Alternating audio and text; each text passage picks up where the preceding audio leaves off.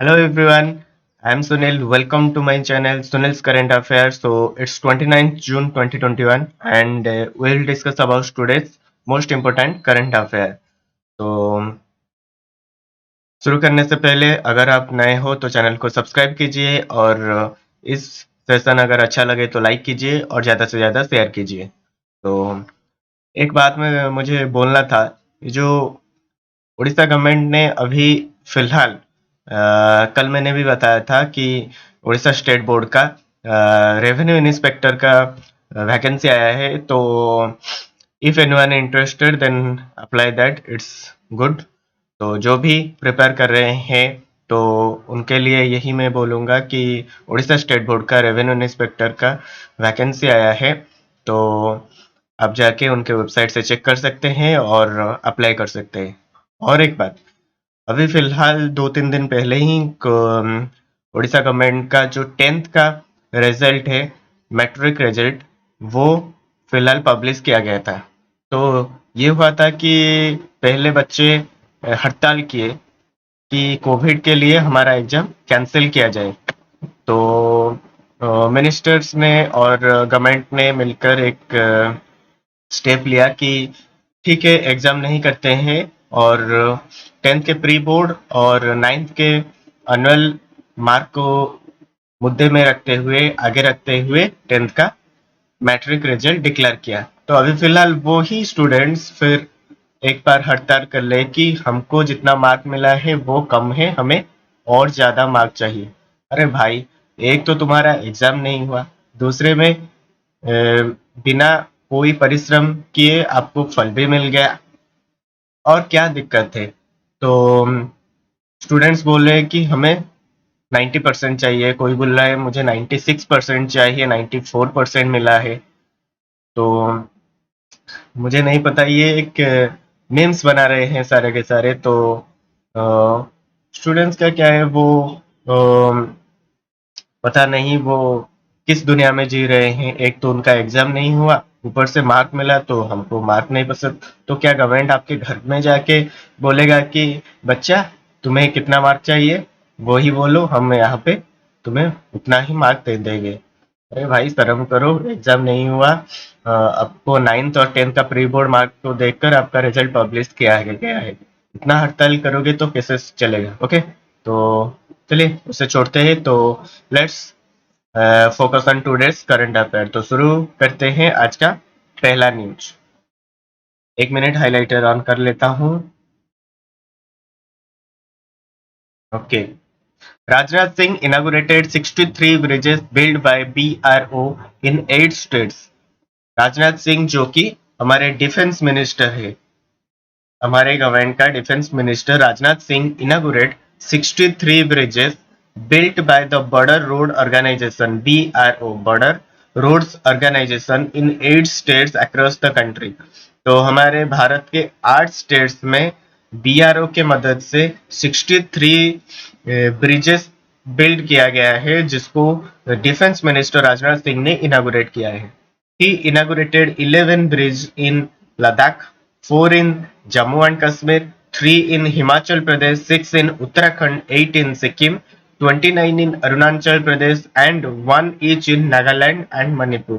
तो ये कैसे डिस्ट्रीब्यूट हुआ है? लद्दाख में 11 ब्रिज, 4 जम्मू एंड कश्मीर में, 3 हिमाचल प्रदेश में, उत्तराखंड में 6, सिक्किम में 8, अरुणाचल प्रदेश में 29 एंड नागालैंड एंड मणिपुर में एक एक। क्लियर? ये जो बीआरओ है, बॉर्डर रोड ऑर्गेनाइजेशन, ये कब फॉर्म हुआ था? 7 मई 1960 को। 7 मई 1960 को ये फॉर्म हुआ था। इसका हेडक्वार्टर न्यू दिल्ली है और डायरेक्टर जनरल राजीव चौधरी है। Rajiv Chaudhary is the general director of BRO. Headquarter new Delhi, form हुआ था 7 मई 1960। Everyone is clear? Okay, next. Uttar Pradesh will soon have maximum number of international airport। जो उत्तर प्रदेश स्टेट है will soon have a maximum number of international airport in a state। The government has sanctioned rupees 200 crore for the Kushinagar airport.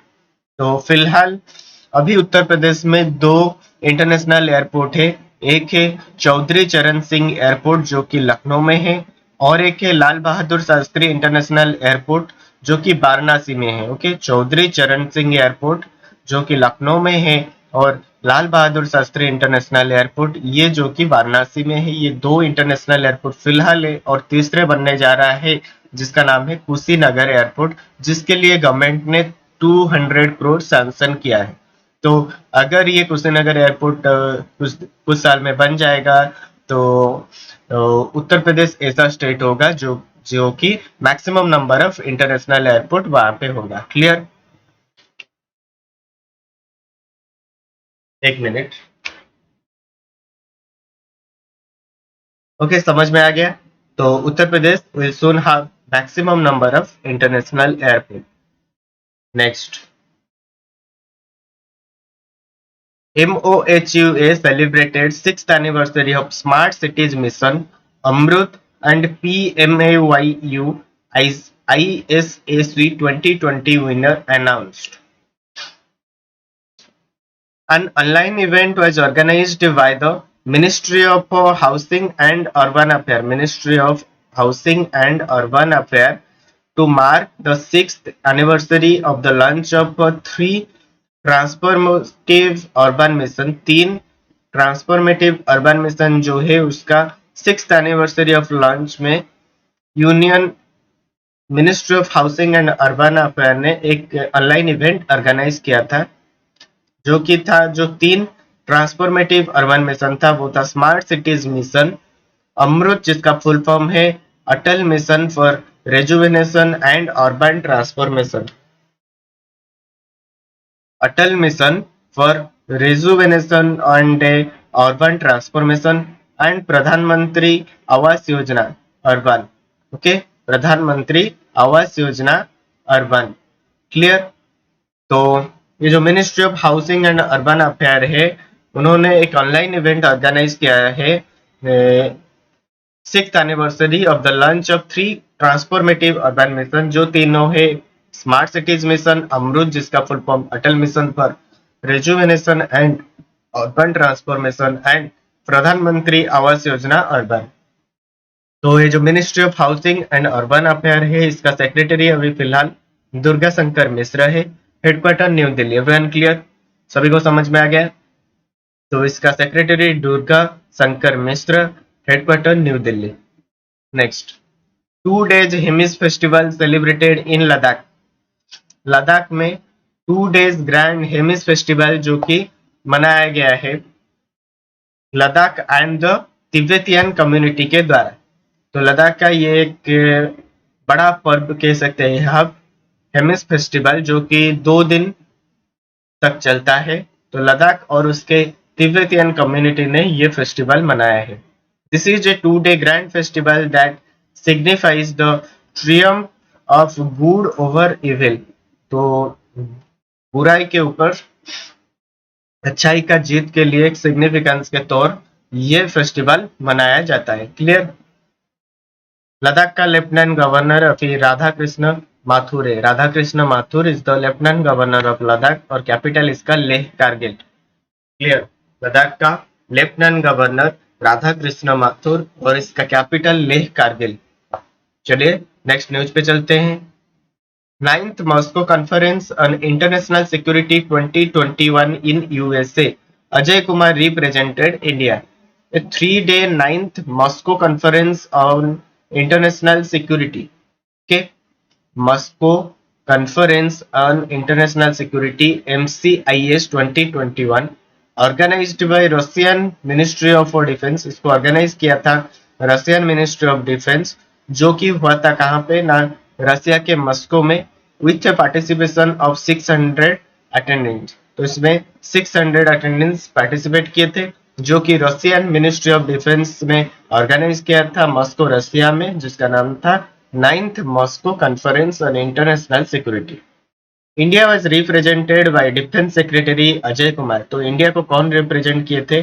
Defence secretary जो है हमारे अजय कुमार जी ने। He addressed the session on the topic role of military agency in fighting against covid. तो covid के दौरान military agency का role क्या होता है, तो इस थीम पर उन्होंने बातचीत किया उस Moscow conference on international security के दौरान। क्लियर, सभी को समझ में आ गया? Everyone is clear?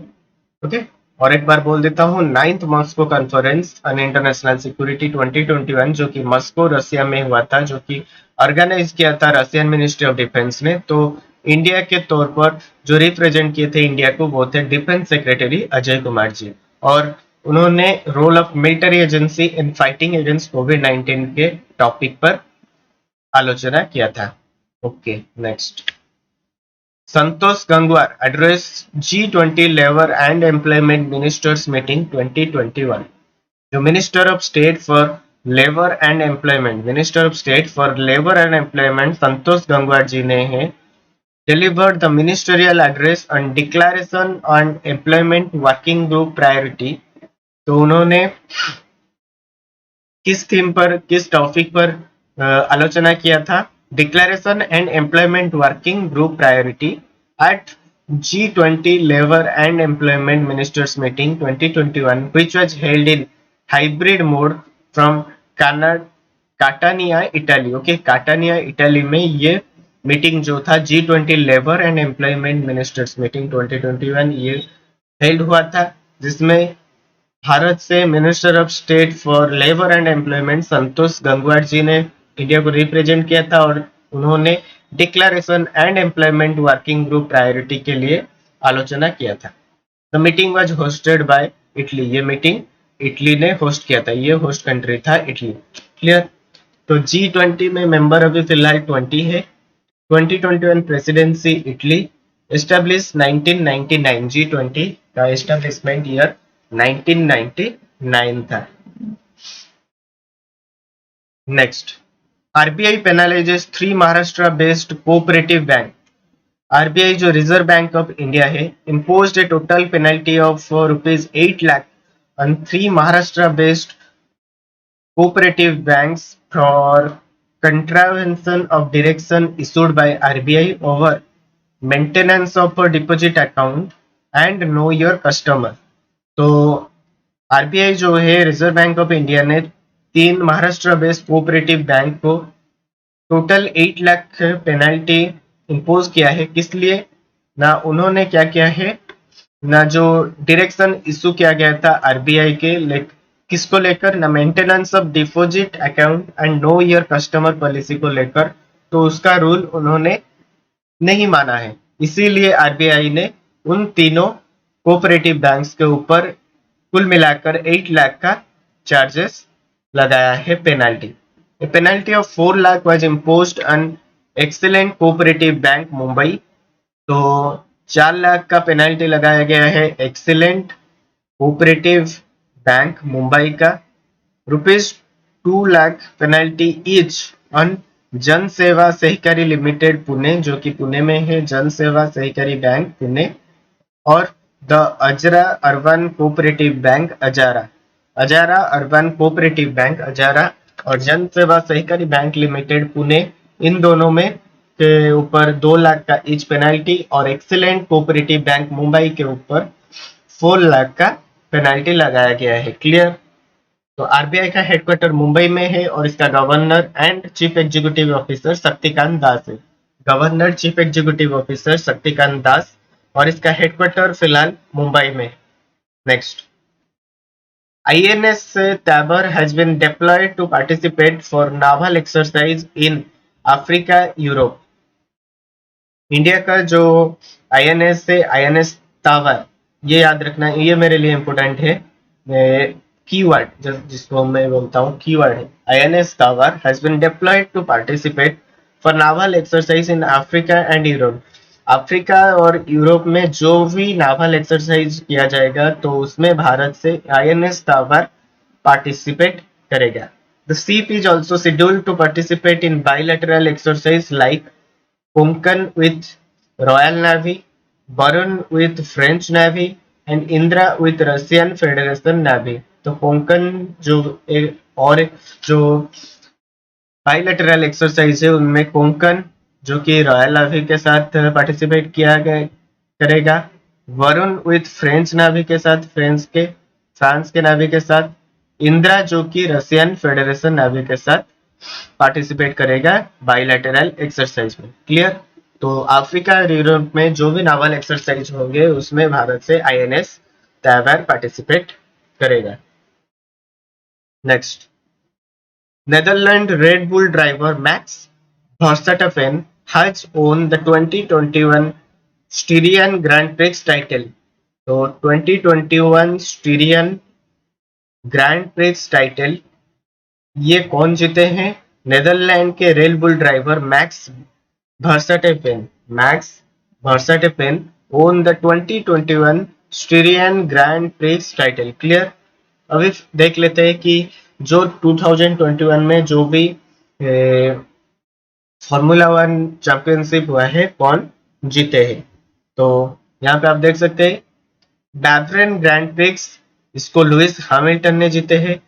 Portuguese Grand Prix Lewis Hamilton. Spanish Grand Prix Lewis Hamilton. Emilia Romagna Grand Prix ये Max Verstappen. Monaco Grand Prix Max Verstappen. French Grand Prix ये भी Max Verstappen. Styrian Grand Prix Max Verstappen और Azerbaijan Grand Prix Sergio Perez. तो Max Verstappen ने 4 जीते हैं और 3 Louis Hamilton ने जीते हैं। क्लियर। और अजरबैजान ग्रैंड प्रिक्स इसको जीते हैं सर्जियो पेरेज ने। Everyone is clear. तो ये था फॉर्मूला वन वर्ल्ड चैंपियनशिप 2021 के सारे ये विनर थे। ओके। तो स्टीरियन ग्रैंड प्रिक्स 2021 को नेदरलैंड के Red Bull driver Max Verstappen ने जीते हैं। क्लियर। चलते हैं next. A book Fiercely Female The Dutti Chand Story has been authored by Sundip Misra। तो दुती चांद ये एक स्प्रिंटर है और ये बिलोंग्स करते हैं उड़ीसा से। तो उनके ऊपर एक बुक लिखा है कौन? संदीप मिश्रा ने। ओके। संदीप मिश्रा ने एक बुक लिखा है उनके ऊपर जिसका नाम है fiercely female the Dutee Chand story. तो इसको अथर किए हैं संदीप मिश्रा ने। क्लियर। और दुती चांद जो कि एक स्प्रिंटर है और ओलंपिक में वो हमारे देश के लिए मेडल ला सकते हैं। ये सारे के सारे देशवासी थोड़ा उनके ऊपर भरोसा है। तो देखते हैं क्या होता है। और वो एक स्प्रिंटर है और उनके ऊपर एक बुक लिखा है संदीप मिश्रा ने जिसका नाम है fierce a female the Dutee Chand story. Next, a book a Kashmir century portrait of a society in flux is authored by Khemlata Wakhloo. Khemlata Wakhloo ने उन्होंने एक बुक लिखा है a Kashmiri century portrait of a society in flux. Okay. हमको बस याद रखना है कश्मीरी सेंचुरी तो अथर है खेमलता वाकलू। ओके। खेमलता वाकलू वो अथर है किस बुक के? ना Kashmiri century portrait of a society in flux. Okay. तो पिछला जो बुक था ये था fiercely female the Dutee Chand story. इसको अथर किए थे संदीप मिश्रा और ये बुक है एक Kashmiri century portrait of a society in flux Khemlata Wakhloo. कोई आपको टेंशन नहीं लेना है। जून महीने का जो भी सारे के सारे बुक और ऑथर से उसके लिए एक डेडिकेटेड वीडियो में लाने वाला हूँ बहुत जल्द और कुछ ही दिनों में 2-3 दिन में आ जाएगा वो वीडियो। और हम भी ऐसा करेंगे कि जून महीने का पूरा जो डेज है सारे के सारे डेज इसलिए ऑब्जर्व किया जाता है सेलिब्रेट किया जाता है तो उसके लिए भी एक डेडिकेटेड वीडियो मैं बहुत जल्द लाने वाला हूँ। तो उसके लिए आपको कोई टेंशन लेने की बात नहीं है। बस ये न्यूज आप जान लीजिए। तो उसके लिए डिटेल्स वीडियो आ रहा है बहुत जल्द। Next, farmer Philippine president Benigno Aquino III has passed away recently. He was 61। Philippines के जो फॉर्मर प्रेसिडेंट थे जिनका नाम है बेनिग्नो एक्विनो III तो उनका अभी हाल फिलहाल में देहांत हो गया है और उनको 61 एज हुआ था। ओके। तो फिलीपाइंस इसका कैपिटल मनीला है, करेंसी पेसो और प्रेसिडेंट रोड्रिगो डुट्रिट इनके प्रेसिडेंट है, करेंसी पेसो और कैपिटल मनीला है। नेक्स्ट, ये मेरे लिए एक मोस्ट इंपोर्टेंट न्यूज है मेरे भाई।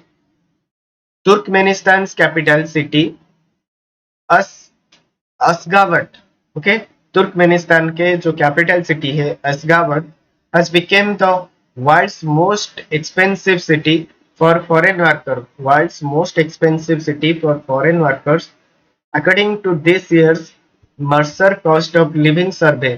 तो इस साल के जो लिविंग सर्वे है उसके दौरान देख सर्वे करके पता लगाया गया है कि वर्ल्ड का most expensive city for foreign workers कौन है। तुर्कमेनिस्तान की कैपिटल सिटी जो है असगावत, वो वर्ल्ड का मोस्ट एक्सपेंसिव सिटी है। क्लियर। और भारत में इंडिया का मुंबई शहर जो है, Mumbai remains India most expensive city at 78th rank. कुल मिलाकर आई थिंक 219 सिटी पार्टिसिपेट किए थे 5 कंटिनेंट से, तो उनमें से पहला वर्ल्ड मोस्ट एक्सपेंसिव सिटी है असगावट जो कि तुर्कमेनिस्तान का कैपिटल है, और भारत में Mumbai remain the most expensive city at 78th rank पे। ये हमको याद रखना है। क्लियर। Okay, next.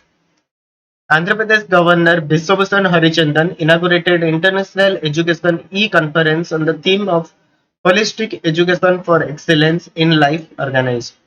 तो एक इंटरनेशनल एजुकेशन ई कॉन्फ्रेंस हुआ था जो जिसका थीम था holistic education for excellence in life, holistic education for excellence in life, जिसको इनागुरेट कौन किए थे ना, आंध्र प्रदेश के जो गवर्नर है बिश्वभूषण हरिचंदन जी ने। क्लियर।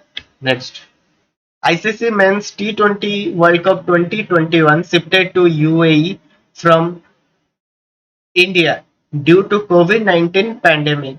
जो ICC men's T20 world cup 2021 Bharat में होने वाला था इस साल, तो वो अभी फिलहाल कोविड-19 के लिए शिफ्ट किया गया है यूएई को, यूनाइटेड अरब एमिरेट्स को। ओके, तो यूएई में अभी जो आईपीएल भी 2021 का जो आधा इंडिया में हुआ था और कोविड के लिए पोस्टपोन किया गया था, उसका भी आधा जो बाकी है खेल वो भी यूएई में खेला जाएगा। तो ICC men's T20 world cup 2021 तो अभी होस्ट कंट्री होगा यूएई, और 2022 का आईसीसी मेंस वर्ल्ड कप 2022 इसका होस्ट कंट्री होगा ऑस्ट्रेलिया। वैसे ही ICC women's T20 world cup 2023 को जो होगा वो उसका होस्ट कंट्री साउथ अफ्रीका रहेगा। क्लियर। तो आई होप आज का सेशन आपको समझ में आ गया है और पसंद आया है। अगर पसंद आया है तो लाइक कीजिए, अपने दोस्तों के साथ शेयर कीजिए, और चैनल में नए हो तो सब्सक्राइब जरूर कीजिए ताकि आपको आगे के सारे न्यूज पता चल सके।